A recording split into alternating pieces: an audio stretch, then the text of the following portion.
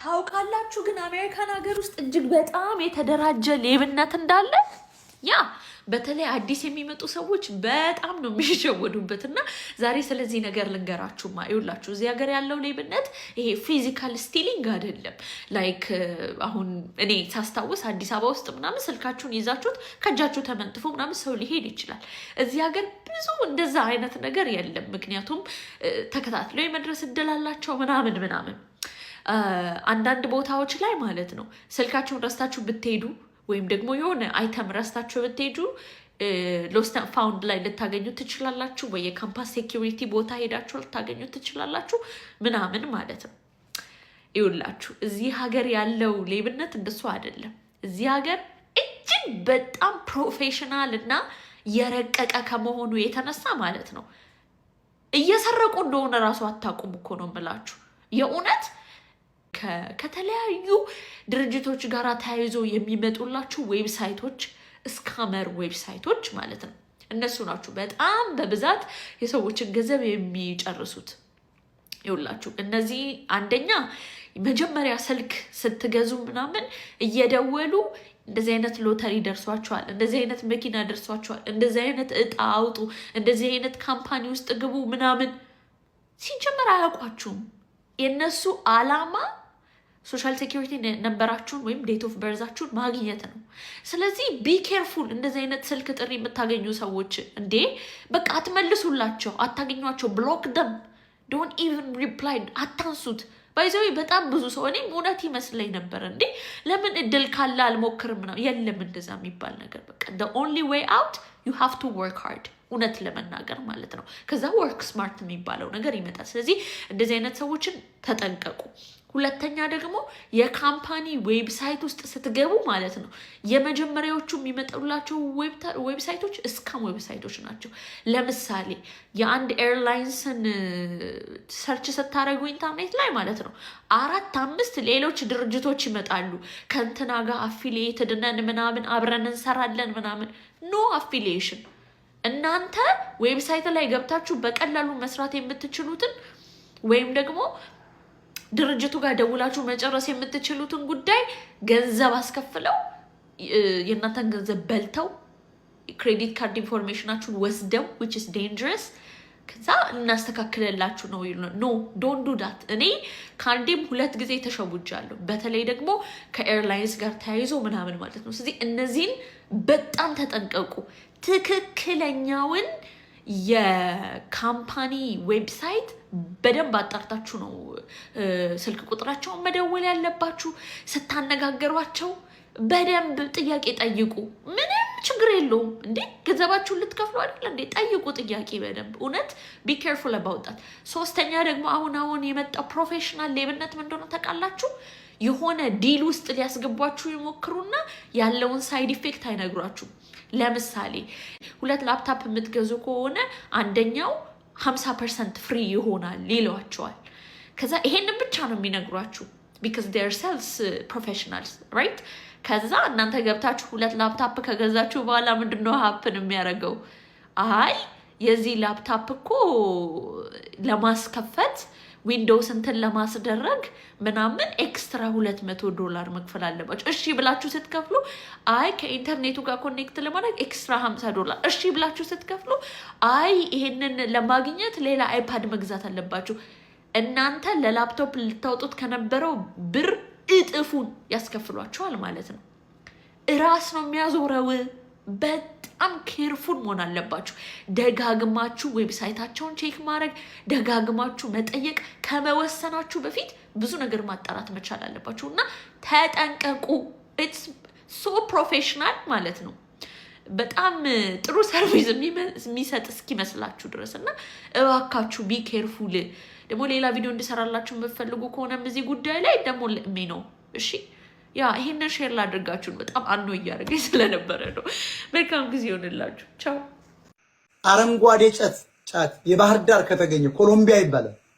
እሷን ቀጭ አድርገሽ ኮካ ምናምን መውሰድ የለብሽም። በለውዝ ብቻ በለውዝ ጠቅ እያደረግሽ አንደኛ ቅጠሉንም አተፊው። ለውዝ ስትበይ ተረጋግቶ ይገባል። ውሃሽን ትጠጫለሽ። አንብበሽ አትመለሽም። ጠቅላላ ዶክተር ነው የምትሆኚው። ልብን ከፍተሽ ሰርጀሪ ትሰሪያለሽ። ጫት መቃም አለበት የኢትዮጵያ ሕዝብ። ማሲንቆ ፕሮዳክሽን ያራዳ ልጅም እየሸዋየን ብንዝናና ባኛ ስታይል ከላካ የለም ሆፕ ሆፕ ሆፕ እንዲህ ነው የኛ ስታይል።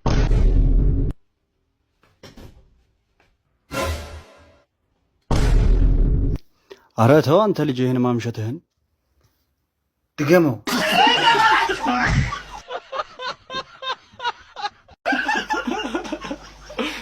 ታኩር የተባለ ልጅ እንደ እውነቱ እኔም ብዙ ጊዜ አዋርዷል። ያበሳጨኛ ነው። ግን ታኩር የድሃ ልጅ ነው። ድሃ ነው። ወርቁ እኮ የአንድ ቴብል ቁጭ ብለን አንድ ቴብል ላይ የሚያወጣት ገንዘብ ነች። ስለወርቁ አይተሩ ለቱጃሪስ nothing ዋን ቴብል ነው ባይዞ አንድ ቴብል እና ወርቁ ጠጥተን ስንወጣ ወይ ትንሽ ቀምሰን ስንወጣ አንበላውም ጥለነው ስንወጣ የሚከፈል ሂሳብ ነው። እና ሞጣ ቀራኒዮ በዚያ ምቀና መስሏችሁ ከሆነ እነ ጉቺ ተሳስታችኋል። ታውቂኛለሽ፣ አንቺም ታውቂኛለሽ፣ ስታተሲንም ታውቂያለሽ፣ እያንዳንዱን ነገር ታውቂያለሽ።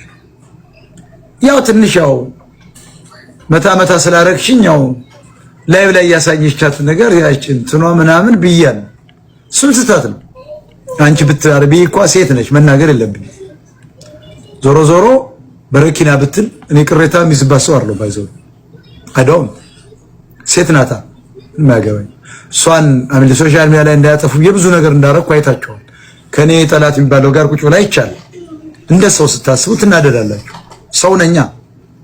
ስለዚህ ጉቺን የመጣ ብትናገር ምንም ማለት አይደለም ለማለት ነው። ስለዚህ በረኪና ብትል አይ ዶንት ኬር። ምክንያቱም እኔ የምጠጣው ስለሚታወቅ የምጠጣው ውሃ ነው። እኔ የምጠጣው ቡና ነው፣ የምጠጣው ውሃ ነው፣ የምጠጣው ሻይ ነው። ተፈታሞን እሰይ ወንድሜን ወይ እኔን ወንድሜን ተፈታሞን ሞን ተፈታ። እስቲ እንደው አንድ ቀንም ሄጄ ያልጠየኩ እኔ እኮ ባለጌ እኮ ነኝ። ሞን ተፈታ እሰይ አላልኩም። ብስብስ እኔ ያልተጣራ ወሬ አታምጡብኝ። እኔ ያልተጣራ ወሬ አታሳዩኝ። እኔ ደግሞ እንዴት አስጠለኛል ያድርግ። ግን ወሬ ጥርት ያለ ወሬ ሽክፍ ያለ ወሬ ነው ጥሩ። ሽክፍ ያለ ወሬ ነው ጥሩ። ከፍቅረኛዬ ጋር ተጣላሁ። አንቺ ተጣያ ምን አባቱ ይሰራልሻል? ደግሞ ከፍቅረኛዬ ጋር ተጣላሁ። ይቅር ጨጓራሽ ተመለሰ ወደ ቦታው። ይቅር ጨጓራሽ ወደ ቦታው ይመለሳል። ምን ደግሞ የዘንድሮ ፍቅረኛ አንድ አበባ 30 ብር ነው። አንድ ፍሬ አበባ 3 ፍሬ አድርጎ እንኳን የፍቅራችን ምሳሌ ብሎ የማያመጣ ጠንጋራ ቾኮሌት ስትዩ እሷ ጎልዲገር ነች ከሚልሽ ጥንቆር ብሎ አይቀር። ይጣም ቴሊንግ እንዲህ አይነት ፍቅረኛ ምን ይጠቅምሻል? ፍቅረኛና እንደ ጓደኛ ራሱ ተምታታብን እኮ እኛ ተምታታብን። ፍቅረኛ ብለሽ ይዘሹ ቾኮሌት ካላመጣ ጸብጸቡ ላይ ነው የሚያተኩሩት። አበባ አይወስድልሽ፣ ቾኮሌት አይገዛልሽ፣ ምን አያረግልሽ። ይሄ ምን ፍቅረኛ? ይሄን ዲክላይን ውረድ ይላል። ውጣ ማለት ነው ያለብሽ ፍቅረኛሽ። ኦኬ አበባ ይዞልሽ ከመጣ ከተንከባ። በተለይ እኔ ወንዶች አንድ ሚስጥር ልንገራችሁ። ሚስቴ ሰላም ትነሳኛለች፣ ሚስቴ ጭቅጭቅ ብቻ ነው፣ ሚስቴ ይሄው እሳት ከምትል እኔ አንድ ሚስጥር ልንገራ። ሴት ልጅ እንክብካቤ ትወዳለች። ከእንክብካቤም ፔሪድ ላይ ስትሆን ሌላ ነገር እኮ አይደለም። አንድ ሮዝ ሞዴስ ወይ ደግሞ አንድ ኮንፈርት 80 ብር ወይ 100 ብር ግፋ ቢል እንደው አይደለም እንደው ከሰፈር ቢለያይ እንደው አንድ ሞዴስ 100 ብር ይዘህ ከሄደክ እሷ ላይ ቾኮሌትስ እና ኮካ ይዘህላት ብትሄድ በቃ ካንተ ውጪ ለሷ ሰው የለም። እግዚአብሔር ምስክር። ሴት ልጅ ፔሪድ ላይ ሆና ተንከባከባት። ጉፍጥጥ ያልክ ሰውዬ ፔሪድ ላይ ነሽ? አዎ አሞኛል ፔሪድ ስትል ወይ ፔሪድሽ ሁሌ ነው የሚመጣው? አዎ እና ታዲያ በወር ነው እንጂ ሴት ልጅ ፔሪድ በአመት አንዴ ነው እንደሚመጣው? ፔሪድ በአመት አንዴ ይመጣሉ እንዲህ ብሎ የሚጠይቅ ጉፍጥጥ ሰው አለ። ጉፍጥጥ ያለ በቃ ቤንዚን የሚል ሰው አለ። ፔሬድሽ ሁሌ ነው የሚመጣው? አዎ ለምደሽዋል። ማት ይልመድብህ። አንተ ግንባር ሂድ እስኪ ወንዶቹ ቦታ ዋል እስኪ። እኔ እኮ አሁን እንደው ትልቅ ነገር ሆኖ ነው እንደው መብረሃነ እንደው መቤቴን አሁን ትልቅ ነገር ሆኖ ነው ፔሬድ ላይ ነኝ ካለች ቾኮሌት ሪከርድ አድርጉ ሴቶች ይሄንን ሪከርድ አድርጉና ለባልሽ ወይ ፎከስ አትበለኝ። በቃ አታናደኝ እንዴ አንተ ነህ 15 ዓመት ፎከስ አድርጌ እንግሊዘኛ የተማርኩት እንዴ። በጣም አብዛኛው ኢትዮጵያ ህዝብ እንግሊዘኛ ፎከስ አድርጎ ነው የተማረው። ገሱ አንቺ እንግሊዘኛ ላይ ፎከስ ያደረግሽው ከኤስ ከዜድ ላይ ነው እንጂ ቀጣጥሎ ማውራቱ ላይ አይደለም። ለዛ ነው ሲጀምር እኮ ባልቀጣጥላቸውም እንጂ ለየብቻ እኮ ትርጉማቸውን ከነፍቻቸው። ግን እኔ በቃ ችግሬ እንግሊዘኛ ትምህርት ላይ ልክ ፓስት ፐርፌክት ቴንስ፣ ፓስት ፕሬዘንት ኮንቲኒየስ ቴንስ፣ ፓስት ኬንት ምን ይሰሩልኛል እነሱ? ለምንድን ነው ያስተማሩኝ? አሁን እንግሊዘኛ አስተማሪ ለምንድን ነው የሰጣስተምኝ? እኔ የኔ ቆንጆ በውስጥ በኩል አናግሪኝ፣ እኔ አስተምርሻለሁ። አንተ አሁን ፓስት ኮንቲኒየስ ቴንስ ታውቃለህ? ሌላ ዓላማ አይደለም፣ እውቀት ለማስጨበጥ ብቻ ነው። ሙቀት አላስጨብጣትም፣ እውቀት ለማስጨበጥ ብቻ። ልደውልላት ቡርሳሙ ንገረኝ። አንተ አሁን ፓስት ኮንቲኒየስ ቴንስ ታውቃለህ? አንቺ ራስሽ ታውቂዋለሽ? እኔ ማላቆም ስለማላቆም ጠየኩ። እኔ ማቃቸው በጣም ነገር ነው ያወራሽ ያለሽው። አሁን ላይፍ ዋይፍ ናይፍ ላይፍ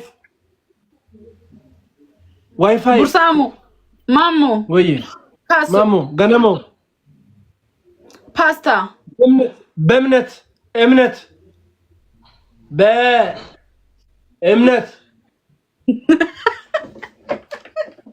ፈረስ ወይኔ ጋይ ሰባቱ እንደረሰ ላይ ባይ ዘ ወይ ኧረ ተው ጌማችንን እንጮት ነው። ያንተ እንግሊዘኛ ያገባኝ ቀቅለ ጠጣው። ጠየቅሽኝ፣ ደጋግመሽ ጠየቅሽኝ። እውቀት አላስጨብጥ ስልሽ አሁን እኔ ላይ ሙቀት ልለቅብኝ። ወድሻለሁ የኔ ቆንጆ። መልካም አዳር። ማርያም ልጄ እየተነሳችብኝ ነው። እናቱት ልሰጣት? ኧረ አይደለም ደረት ልሰጣት ነው። እንን ለነገሩ ለሁለታችሁም አይበቃችሁም። ወጣ